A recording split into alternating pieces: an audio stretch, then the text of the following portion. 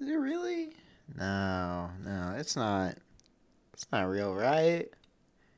Surely no. Huh?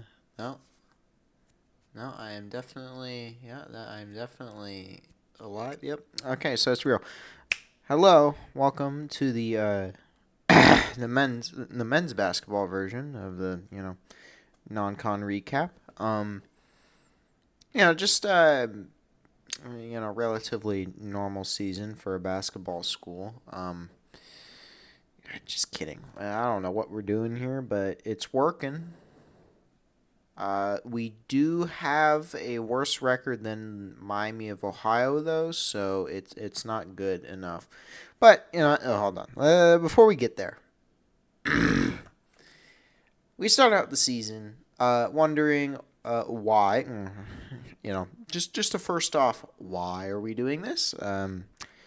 You expect regression after last season, which we had pretty good amount of talent. Still kind of a little bit of a fall off because we have no Tominaga, and then we do nothing, and then we win the crown.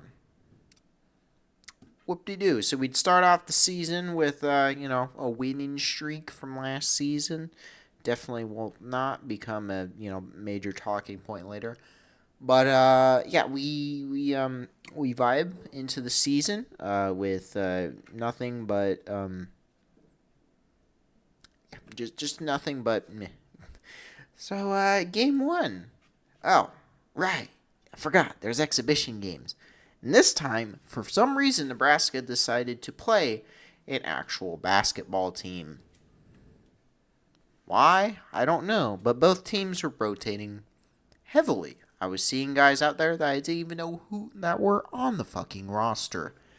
I'm sure BYU fans felt the same way. It also felt like it was annoying because it was on Big Ten Plus. But yeah, we move because we won that game. Yeah, so BYU is considered good. They beat up a future opponent of ours by 28 and have barely lost, and have looked pretty good with that Dibanyasta kid. I don't know. He didn't seem that important when he was playing against us. Just kidding. He kind of was. But yeah, we got the win. Held on for the final defensive possession. It was pretty nice. Got a win. Again, it's an exhibition. Does it mean anything? Just from past experience, no.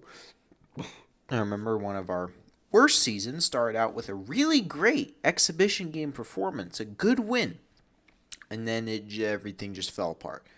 Not like we'd see much because that was on the 18th of October. So, still a ton of season, a preseason till then. But hey, first game, it's against a relatively new Division I side in West Georgia. We welcome them and kill them as good as a Nebraska team could. Now, obviously, there's still a little bit of a drawback. Kept it way too close in that first half, and then in the second half, we kind of just, just kind of. But Frager, his first game, 22 points off the bench. It's pretty good. Sejan doing nice off the bench as well. Definitely won't miss him. And Rank Mass with the double-double. So all in all, an okay start. We won by 33 in a game that we were favored by 24. Surely we will be able to actually do that more of the season. But then we have FIU. Obviously, that's a win. A 30-point win. Not really overly impressive in the grand scheme of things. Especially, but at least this time we started out with at least a good start, and also included a rank mass triple double. So that's cool. Yeah, that's pretty cool. That's only our third in history, which is incredibly sad because one of them was against Doane College, so it doesn't count. But we got one more tune-up game before we actually play real competition, and this is where the wheels, I thought, fell off. 69-50. Now, Maryland Eastern Shore is an enigma of a basketball team. They can go into overtime against a relatively weak Georgia Tech team, but then also get blown the fuck out by Georgia 94-29. Yes, 94-29. I honestly didn't think men's basketball teams could get held under 30 unless they were lower division. But here we are. The starting five had a combined 3 points. I don't know if that's the same starting five, but who cares? But they came in with momentum against Cheney. Creighton would beat them harder, and we kind of just flubbed out. A 36-point favorite for everyone to kind of just be mediocre. Not great, but hey, Sam Hoiberg showed up with an 18-pointer. You love to see it. Yeah, that's roughly the same starting five. And they got a combined 12 points. Maybe they just need to have their actual starting five out there instead of running a 20-man bench. But, yeah, that's just my word. But now we get Oklahoma at a neutral site. Not at home, but it's close. Remember from the women's basketball team, they play mediocre. While Nebraska men's actually plays a real team. Now, obviously, Oklahoma wasn't perfect at the time. They lost to Gonzaga. But that's Gonzaga, and that was on the road against Gonzaga. So, obviously, nobody expected much from them. And good news for Oklahoma, they scored 99. Problem is that we scored 105. Yes, the men's basketball team actually scored 100 points. I didn't think that was possible.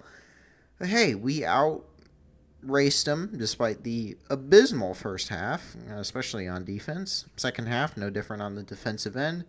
But thank goodness, Samford literally could not miss. Neither could Rank Mast. But all in all, pretty good. But we would then take a long break to go to, not a long break, but like 5 days, which is long in this stretch of the season, to go all the way to Kansas City. Yes, yet another neutral site. But this time it's a tournament that featured Nebraska, New Mexico, K-State, and Mississippi State. I forgot they were so forgettable. But first, Mexico State. In a game in which we were favored by 8, we won by 12. Although that was a horrific second half performance. Lawrence came up clutch. Didn't use as much of our bench, but it is against New Mexico. They are a pretty decent team overall, even if they are trying to punch our players. They took them until the 30th. Yeah, that was another thing. They definitely killed off any momentum that they would have had, or at least any chance of them actually legitimately coming back if they didn't punch Esijan in the back of the head. Yeah, I don't know what they're doing, but yeah. So we won. Woo. We got K-State next. Now, K-State was also undefeated. They would do okay for the most part. They'd beat Creighton later. Just foreshadowing. And don't worry, their next opponent is against BYU, and the next one, number 1 Arizona. So have fun, K-State. But in this game, we won. No, we forgot about New Mexico. Like, yeah, we won that one by 12. Good job, guys. But in this one, we won by 1 point. That is thanks to the dumbest foul I've really ever seen. Hoiberg just, trying to drive to the fucking line, and they foul him. Stupid. Also, refs, you okay? Yeah, we kind of blew a 10-point lead. It was a very weird game. It was a very weird game, but definitely some weird shenanigans there from the refs at the end of that game. But can't take away this from us, bitch. It doesn't really matter. But hey, 6-0 doesn't really do anything. It's still not ranked after all. And now we go up against after coming back home, we now go up against a pair of Big South teams. Now, the Big South isn't, overly much of a conference. Most of them schedule lower division opponents to get free wins. This one couldn't beat George Mason. Was 1 point away from beating Arkansas. Wait, no, that doesn't make any sense. And couldn't beat one of our future opponents. So, okay, we should be able to win by 15. I mean, it said the line is 14.5. No, we only won by 7. It was starting to become a trend. This is probably where it began, where we do not play first halves. The opposing team usually outpaces us in the first half. This time, we were down by 4. Nobody can make a shot within the last 2 minutes. But then by the second half, we kind of just ran away with it. Thank goodness. At least we did. But yeah, rank mass, legacy game. Yeah, it's still there. Yeah, everyone's still there. So that's cool. Minus one thing, Asijan, great 6-man. He gone. It definitely wasn't because of the punch to the head, but he certainly did tweak a little, and now he's out for the season. But don't worry, it's fine. Our next opponent is another Big South team. It's South Carolina Upstate, which I feel like is still the weirdest name for a college, but they also scheduled Bob Jones University. I don't know why Bob Jones is on everyone's schedule, but hey, you know what, whatever. They were coming off of a win against North Carolina Central, and they would actually beat Central Carolina, something that Winthrop couldn't. So, we only beat them by 9. We weren't down this time, but we were within 2, and it was not good, especially since it was 27-15. That would have been halftime score if South Carolina Upstate didn't just miss every shot for 7 minutes. Yeah, they didn't help themselves, and we were able to score a shit ton of points while they kind of just sat around doing nothing for the second half. But doing this as 24.5 point favorites, it doesn't help. It doesn't help, especially when you have Creighton next. Oh, and by this point, since Oklahoma, the NIT, the NCAA tournament, and whoever won the CBI had all lost. So we were the remaining team that had carried a winning streak to this season. So the whole spiel was, oh, this team has the longest winning streak in the nation. It's Nebraska, which I mean, yeah, it's kind of funny, but does it really have to be the talking point? Just talk about how we're undefeated, please. Thank you. But we got the test, Creighton. Now this isn't your dad's Creighton that used to be considered good. They also have a loss to Gonzaga.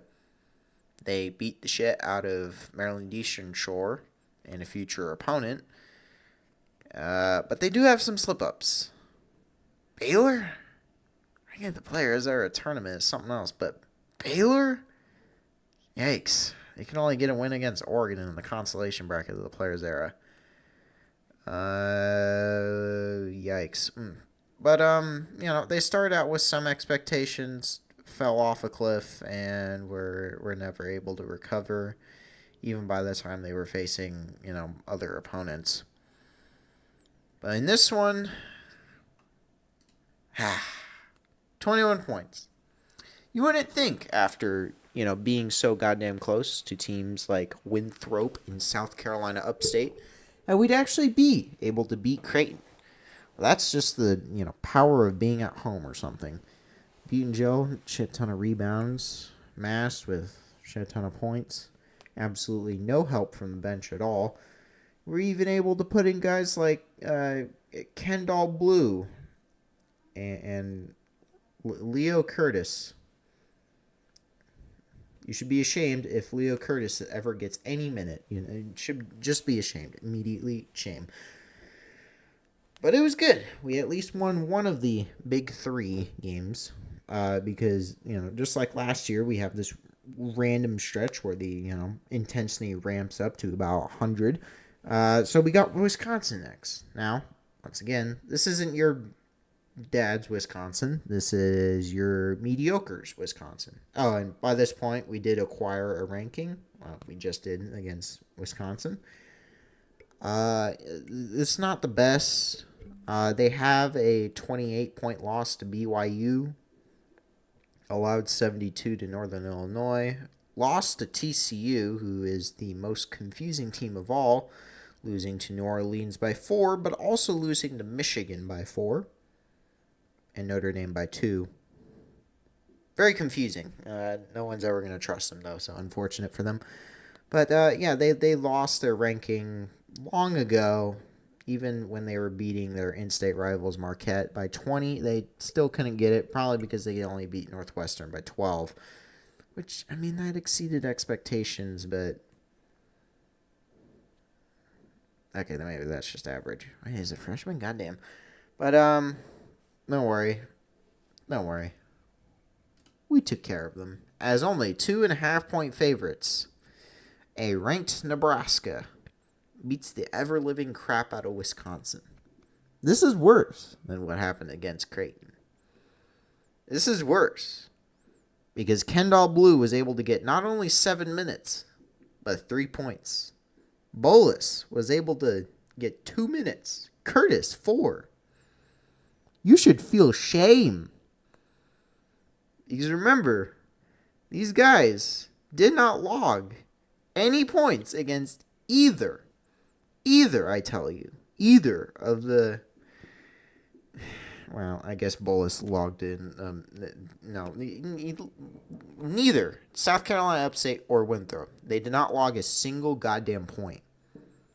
So getting into that game, you should feel shame. We still have not seen Quentin Rhymes, though, so who cares?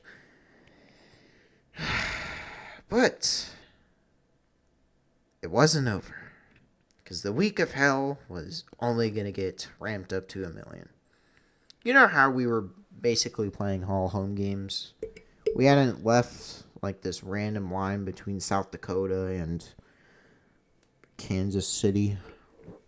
We hadn't left that. But now we were going to. Because we were heading to Champaign, Illinois, to go on and face the Fighting Illini. Now, the Illini, they at that point had 3 losses. One of them was to Alabama. They had 2 losses at the time. Sorry, my bad. I just remembered something. They had a 4-point loss to Alabama and a 13-point loss to UConn. Both respectable, because they also had a win against Texas Tech, who is still ranked. So, that's something, I guess. Could they not? But Illinois, they're a pretty good team. And it started out really great for Nebraska. Like, oh boy, yay, we're able to jump out to this huge lead after they forget how to make a basket. 13-4, 17-8, 28, 22-11, 30-18, 31-18, 34-21. But then we forgot how to make a shot, the refs forgot how to ref, and suddenly it was fucking tied at half. It was not deserving. Illinois. Sorry, wrong team. Illinois did not deserve any of that shit. None of that. And it showed in the second half, where we were able to regain said lead and, get back to 10 points, but then we go ice cold again. Die, revive, repeat that until they finally tie it. Even though we had a 4-point lead, had a minute 14 with clutch field goals from Jared Garcia. Yes, Jared Garcia was not only actually contributing to this, getting meaningful minutes, but contributing with 10 fucking points. Wow, he's actually turned into a real boy. And for some reason, Kendall Blue got a a minute in this. I guess I'm just going to go back to Curtis and Bolus being the threshold here. But with the final gasp, Illinois had tied the game. But unfortunately, we had one more. Jamarcus Lawrence shot her around the world, a 3 to end the game. Now they tried, of course, another shot, but they whiffed horrifically. So that was it. A play that was broken from the start ended with, that. Who is this? Yeah, I don't understand what that means. Is that? Yeah, that's what it is. Whatever. But yeah, we have the hard part out of the way. Like, wow. How the hell did that happen? 83-80? Are you kidding me? This is the same team that was struggling against Big South teams. Big South teams. Not even like the better ones. Good gracious. I was watching that game, South Carolina Upstate. It was Thanksgiving. I was trying to eat food. No one could understand why I was making angry faces. I told them why. They were like, but it's just Nebraska basketball. I know. Funny. I'm funny. Anyway, but yeah. But our rank went from a measly 23 to number 15. Going up against North Dakota. Now, it's North Dakota. It's not the greatest, but they did just beat Winthrop, a team that we heavily struggled against. So that's not good. And they only lost to Creighton by 15, which should mean that we should beat them by 45. But, this is Nebrasketball. That's not going to happen. In fact, we are going to be losing at halftime, just like it was last time. You remember 2 years ago where we struggled horrifically against them? Well, there was also that match, what was it, 6 years ago, where we lost to them. So this isn't anything new for the North Dakota people. But this one was a little more special. Not because Sam Hoiberg was the leading scorer out of the starters. Frager had more points. But Butenjo, a guy who averages a good 2 assists per game, and actually a lot less than that, and had like an average of 1 assist after the first 2 games. He put up 10. He also put up 11 rebounds and a measly 12 points with an epic 3 to get him to 12. Triple-double. A second triple-double on the season. And yes, if you remember, we only had 2 triple-doubles before then. And apparently we were the first since, I can't remember if it's 2017-18 or 2018-19, Central Arkansas to have 2 different players with triple-doubles. That's weird, but, okay. It's a very oddly specific team, especially since that Central Arkansas team didn't, made the CBI or something. But hey, good job, Butenjo. You have your triple-double, even if it is the smallest triple-double ever. And he wasn't even the guy that he had less minutes than Frager. And also 3 other guys, so efficient. I don't know where Mast was, but he definitely was missing. But doing this, having that kind of first half performance and then just chugging in the second half, it's not great. It's not great. Obviously, a lot of improvement is necessary for this team to literally do anything. But hey, we still got one more tune-up game. It's against New Hampshire. Now, North Dakota is bad, but New Hampshire is a little worse. They have 2 real wins, an overtime game, and a 1-point win over an NEC team. Not only an NEC team, but a new one, Stonehill. So, not the greatest opponent. But, of course, you remember, we did win by 31, but good Lord, 41-38. I am very, very angry about this. Yeah. It was not a good performance in that first half. 41-38. We just so happened to turn on the Jets to beat the crap out of them. Just, 45-17. That's pretty good. At this point, we got to number 13. Yay! Woo, 13. This is great. So that's where it puts us. 13-0, 2-0. We haven't been undefeated with this amount of games, headed into next year, really ever. This is the first time we've had a undefeated non-con since the 1928-1929 season. We played one game in the 1928, so it technically counts, but that was when the Great Depression happened.